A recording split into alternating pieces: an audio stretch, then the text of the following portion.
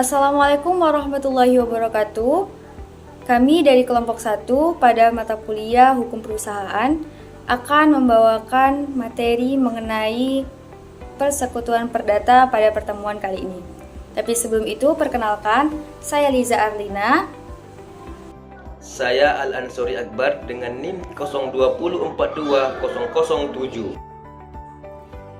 Saya Rizka Putri Agustina Siregar dengan NIM 0204213057. Baik, di sini saya akan menjelaskan tentang pengantar persekutuan perdata. Persekutuan perdata dalam bahasa Belanda dikenal istilah maskap, yang berarti persekutuan atau perkongsian. Dalam Islam, persekutuan perdata disebut syarikah atau syirkah. Di common law, sistem disebut dengan istilah partnership. Bahkan, menurut pandangan klasik, maskap juga merupakan bentuk genius atau dari perseroan terbatas. Hanya saja, karena saat ini tentang perseroan terbatas sudah jauh berkembang.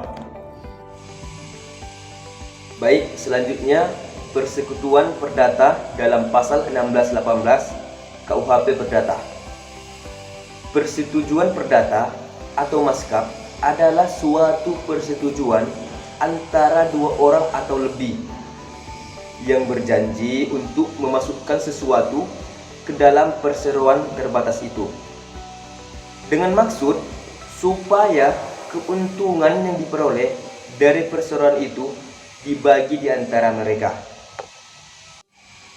Baik, selanjutnya materi tentang dasar hukum persekutuan perdata. Dasar hukum persekutuan perdata tercantum dalam kitab Undang-Undang Hukum Perdata KUH Perdata pasal 1618 sampai dengan pasal 1652. Permen Hukum dan HAM nomor 17 tahun 2018 tentang pendaftaran persekutuan komanditer, persekutuan firma, dan persekutuan perdata, dan Permen Kumhan nomor 17 tahun 2018. Ketentuan ini diberlakukan tentu saja sepanjang tidak bertentangan dengan ketentuan khusus dalam KUH Perdata seperti disebutkan di atas. Kedudukan hukum ini baik dalam keadaan statis, internal maupun dalam keadaan eksternal, atau tunduk sepenuhnya dalam hukum KUH Perdata.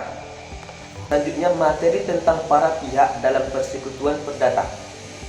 Yang pertama, sekutu statuter atau grand statutor, yaitu pengangkutan atau penentuan pengurus maskap yang dilakukan berbarengan dengan pembuatan akta pendirian maskap.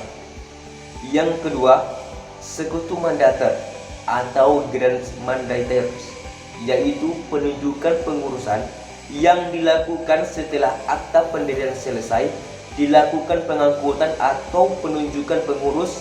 Demikian dilakukan dengan pembuatan akta khusus dalam bentuk pemberian atau mandat untuk mengelola pengurus maskap. Di sini saya akan melanjutkan materi selanjutnya, yaitu proses pendirian persekutuan perdata. Persekutuan perdata atau yang kerap disebut dengan maskap berdiri sejak adanya kesepakatan antara kedua belah pihak ataupun para pendiri, atau saat berdirinya ditentukan dalam anggaran dasar persekutuan, yang mana dalam artian bahwa dalam mengadakan suatu persekutuan harus jelas persekutuan itu dalam bentuk apa dan bagaimana anggaran di dalamnya, serta bagaimana hasilnya kemudian. Nah, persekutuan perdata ini biasanya bertindak di bawah para anggota atau mitranya, meskipun bukan merupakan persyaratan umumnya. Perjanjian maskap juga biasanya dapat dibuat dengan akta autentik atau akta di bawah tangan, yang mana kesepakatan ini biasanya dapat dibuat secara lisan ataupun dengan pencatatan di depan notaris. Meskipun undang-undang tidak mengatur bagaimana tentang proses pendirian maskap, namun dalam membuat perjanjian pendirian maskap harus berdasarkan dengan pasal 1320 KUH Perdata, yang mana untuk sahnya suatu perjanjian diperlukan 4 syarat, yaitu sepakat, kecakapan hukum, suatu hal tertentu, atau sebab yang halal. Serta juga tidak boleh bertentangan dengan hukum serta tata susila dan ketertiban umum. Nah, adapun hal-hal yang diatur dalam perjanjian persekutuan perdata, diantaranya bagian yang dimasukkan dalam persekutuan perdata, mengenai apa saja hal-hal penting yang harus ada dalam persekutuan tersebut. Yang kedua, cara kerja. Ketika kita sudah melakukan suatu perjanjian, bagaimana mekanisme-mekanisme yang harus dilakukan di dalamnya. Yang ketiga, pembagian keuntungan. Di sini sudah jelas bahwa pembagian keuntungan sudah harus disepakati di awal perjanjian. Yang keempat, tujuan bersama. Nah, dalam melakukan suatu persekutuan, bahwasanya harus jelas tujuan kita itu apa. Yang kelima, waktu dan lamanya. Ini juga sangat penting dalam melakukan suatu persekutuan. Dan yang keenam, lain-lain yang diperlukan. Baik, materi selanjutnya yaitu unsur-unsur persekutuan perdata. Berdasarkan ketentuan pasal 1618 KUH Perdata, dapat ditarik beberapa unsur yang terdapat di dalam persekutuan perdata. Yang pertama, adanya suatu perjanjian kerjasama antara 2 orang ataupun lebih. Yang kedua, masing-masing pihak harus memasukkan sesuatu ke dalam persekutuan perdata ataupun imbreng. Nah, dalam hal ini ada 2 jenis persekutuan perdata, yaitu jenis umum, yang mana perjanjian suatu masukan atau imbreng yang terdiri dari seluruh harta kekayaan masing-masing sekutu ataupun sebagian tertentu dari harta kekayaannya secara umum tanpa adanya suatu perincian. Adapun dalam persekutuan perdata jenis khusus, pemasukan imbreng sesuai dengan ketentuan pasal 1619 ayat 2, yaitu masing-masing sekutu diwajibkan memasukkan uang, barang-barang lain ataupun kerajinannya ke dalam perseroan itu ataupun ke dalam persekutuan itu. Nah, adapun yang ketiga yaitu bermaksud membagi keuntungan bersama. Baik, materi selanjutnya yaitu tanggung jawab para pihak dalam persekutuan perdata. Dalam hal ini ada 2, yaitu tanggung jawab internal dan tanggung jawab eksternal. Tanggung jawab internal yaitu para sekutu Matscape bisa membuat perjanjian khusus dalam rangka menunjuk salah seorang di antara mereka atau orang ketiga sebagai pengurus Matscape, yang menurut pasal 1637 KUH Perdata bahwa seorang tidak saja bertanggung jawab untuk kerugian yang disebabkan perbuatannya sendiri, tetapi juga untuk kerugian yang disebabkan perbuatan orang-orang yang menjadi tanggungannya atau disebabkan oleh barang-barang yang berada di bawah pengawasannya. Jadi, pengurus yang ditunjuk itu berhak melakukan semua tindakan kepengurusan yang ia anggap perlu, walaupun tidak disetujui oleh beberapa sekutu, asalkan dilakukannya dengan iktikat baik. Yang kedua itu tanggung jawab eksternal, yang berdasarkan pada pasal 1642 sampai dengan 1645 KUH Perdata, tanggung jawab sekutu dalam persekutuan dapat diuraikan sebagai berikut. Yang pertama, bila seorang sekutu mengadakan hubungan hukum dengan pihak ketiga, maka sekutu yang bersangkutan sajalah yang bertanggung jawab atas perbuatan-perbuatan hukum yang dilakukannya dengan pihak ketiga itu, walaupun ia mengatakan bahwa ia berbuat untuk kepentingan persekutuan. Yang kedua, perbuatan tersebut baru mengikat sekutu-sekutu yang lain apabila nyata-nyata ada kuasa dari sekutu yang lain. Nyata-nyata hasil perbuatannya memberikan keuntungan bagi persekutuan meski perbuatannya melanggar anggaran dasar.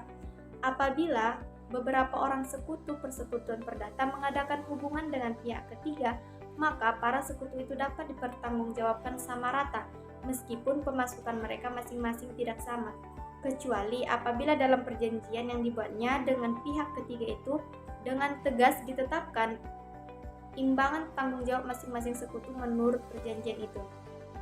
Dan apabila seorang sekutu persekutuan perdata mengadakan hubungan hukum dengan pihak ketiga atas nama persekutuan, maka persekutuan dapat langsung mengubah pihak ketiga itu. Baik, sekian dari saya. Terima kasih. Di sini saya akan menjelaskan mengenai tentang berakhirnya persekutuan perdata. Jadi ada beberapa hal yang menjadi sebab persekutuan perdata itu dapat berakhir. Di dalam pasal 1646 KUH Perdata BW, ada 4 hal yang menjadi sebab persekutuan perdata dapat berakhir. Yang pertama, lampaunya waktu untuk mana maskap itu didirikan. Dan yang kedua, musnahnya barang atau telah diselesaikan usaha yang menjadi tugas pokok maskap itu sendiri. Jadi, maskap yang dibangun tentu mempunyai tugas pokok, dan apabila tugas tersebut telah diselesaikan, tentu persekutuan perdata dinyatakan berakhir. Dan yang ketiga, kehendak dari seorang atau beberapa orang sekutu. Dikarenakan persekutuan perdata ini dibangun berdasarkan beberapa sekutu, nah apabila dari beberapa sekutu tersebut memilih atau memutuskan untuk mengakhiri persekutuan perdata, maka persekutuan tersebut dinyatakan bubar. Dan yang terakhir, salah seorang sekutu meninggal dunia atau di bawah pengampuan atau dinyatakan pailit.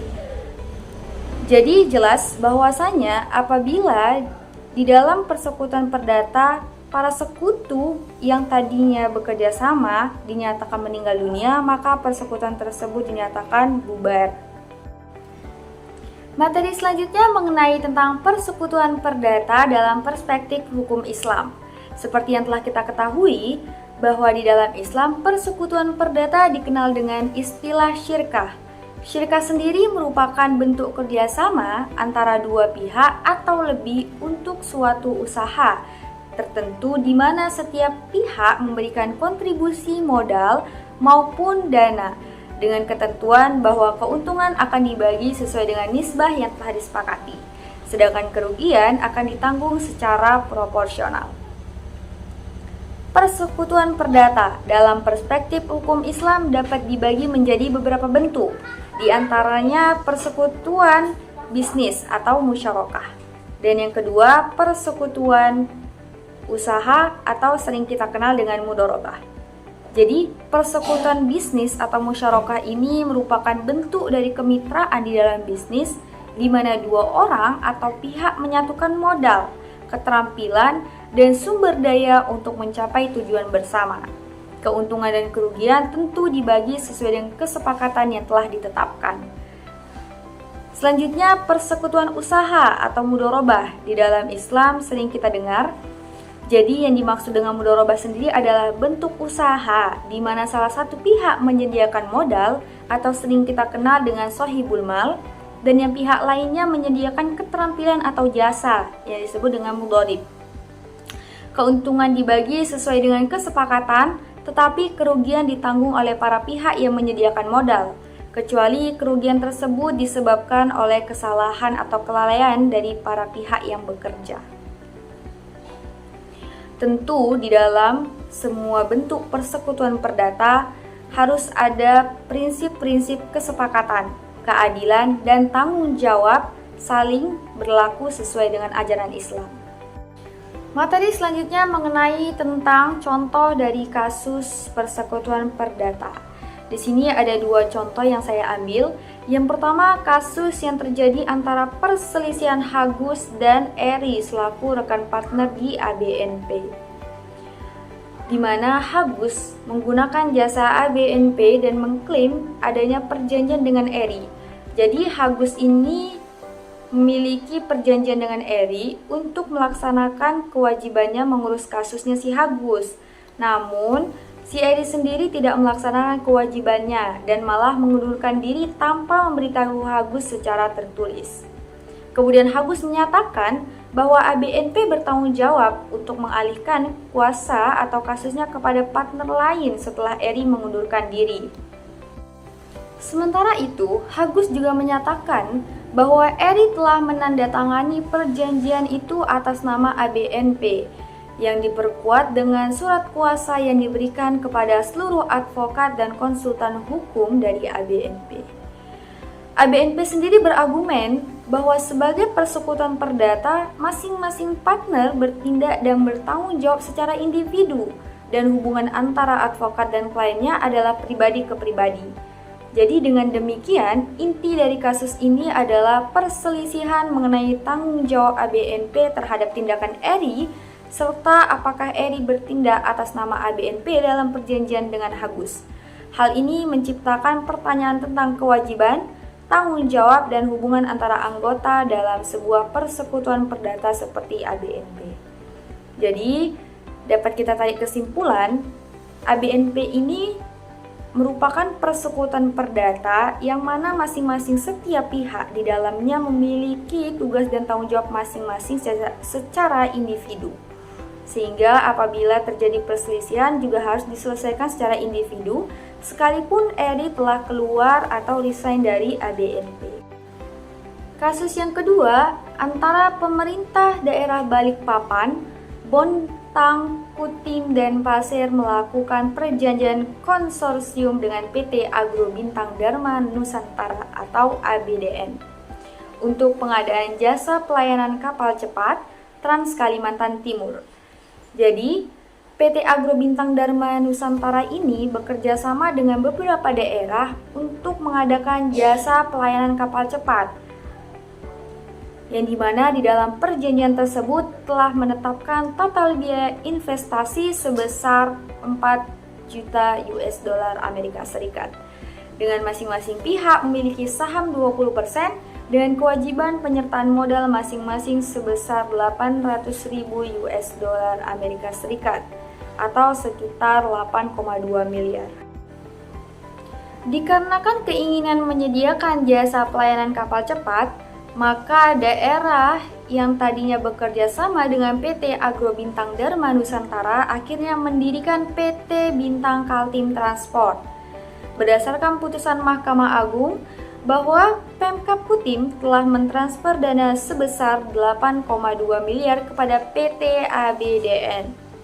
Namun ternyata di dalam pelaksanaan proyek tersebut ditemukan investasi gagal kapal feri sebesar 42 miliar. Kapal yang dibeli tidak dapat beroperasi dengan baik karena ternyata merupakan kapal bekas yang tidak sesuai dengan kesepakatan awal. Investasi kapal feri cepat ini menimbulkan kerugian besar dan membebani keuangan Pemkop Balikpapan. Sebagai respon, pihak pemerintah Kota Kalimantan Timur membawa kasus ini ke jalur hukum dan Kejaksaan Negeri Balikpapan bahwa menangani kasus tersebut, menjebloskan Direktur PT Agro Bintang ke sel tahanan. Selanjutnya, fakta lain ditemukan bahwa ternyata PT Bintang Kaltim Transport tidak memiliki SIUP, Surat Izin Usaha Perdagangan, serta tidak memiliki NPWP, Nomor Pokok Wajib Pajak, dan tidak terdapat di Kementerian Hukum dan HAM. Kemudian keempat daerah konsorsium sepakat untuk membubarkan PT Bintang Kaltim Transport dan membentuk tim bersama untuk melelang kapal feri cepat tersebut. Dengan hasil lelang akan dibagi ke masing-masing daerah. Jadi, kasus ini menggambarkan bahwa kegagalan investasi dalam proyek pengadaan kapal feri cepat menyebabkan kerugian besar bagi pemerintah daerah serta terjadinya tindakan hukum dan langkah-langkah untuk menyelesaikan masalah tersebut. Demikianlah materi yang dapat kami paparkan, semoga dapat bermanfaat dan menambah ilmu bagi kita semua. Akhirul kalam, wassalamualaikum warahmatullahi wabarakatuh.